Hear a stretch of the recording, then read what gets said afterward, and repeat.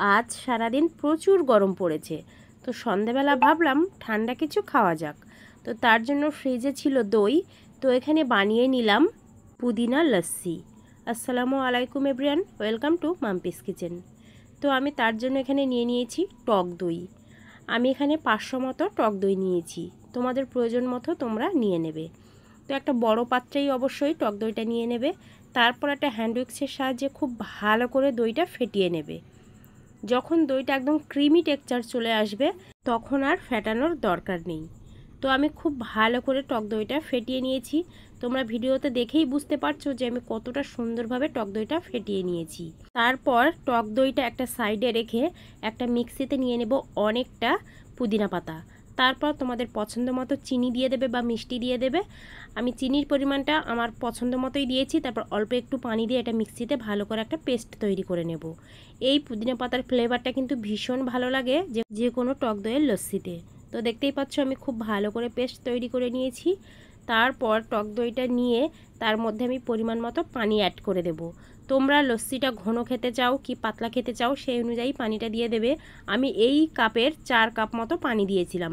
তারপর পানি দিয়ে আবারও খুব ভালো করে একটু মিশিয়ে নিয়েছি,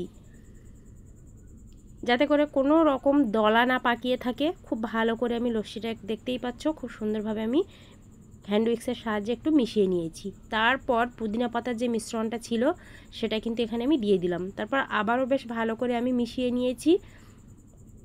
তো একটু সময় নিয়ে মিশিয়ে নিলাম, খুব সুন্দরভাবে মেশানো হয়ে গেছে। এইবার একটু টেস্টের জন্য দিয়ে দিলাম সামান্য একটু বিট নুন।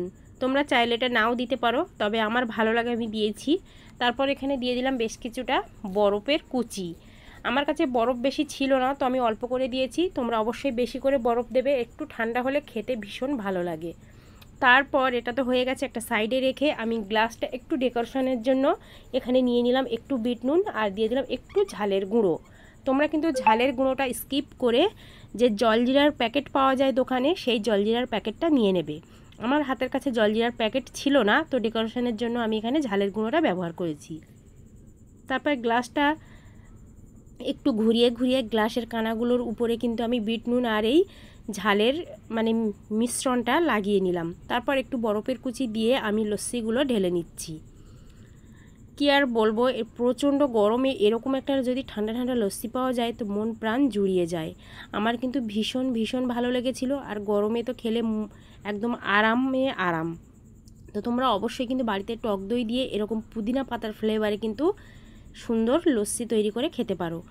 তো ভিডিওটা কেমন লাগলো অবশ্যই কমেন্টে কিন্তু জানিও, আর ভালো লাগলে বন্ধুদের মাঝে কিন্তু এই গরমে একটু বেশি করে শেয়ার করে দিও, যাতে করে অন্য বন্ধুরা উপকৃত হতে পারে।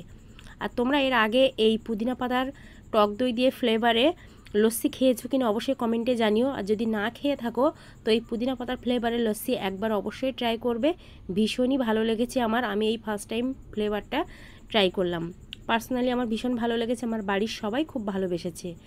আর তার আগে বলে রাখি, তোমরা আমার ইউটিউব চ্যানেলে যদি নতুন বন্ধু হয়ে থাকো প্লিজ চ্যানেলটা সাবস্ক্রাইব করে রাখবে, আর ফেসবুক পেজ থেকে দেখলে পেজটাকে ফলো করে পাশে থাকবে। এরকম নিত্য নতুন সুন্দর সুন্দর রেসিপি কিন্তু আমি আপলোড করে থাকি, তোমরা চাইলে দেখে নিতে পারো। আল্লাহ হাফেজ।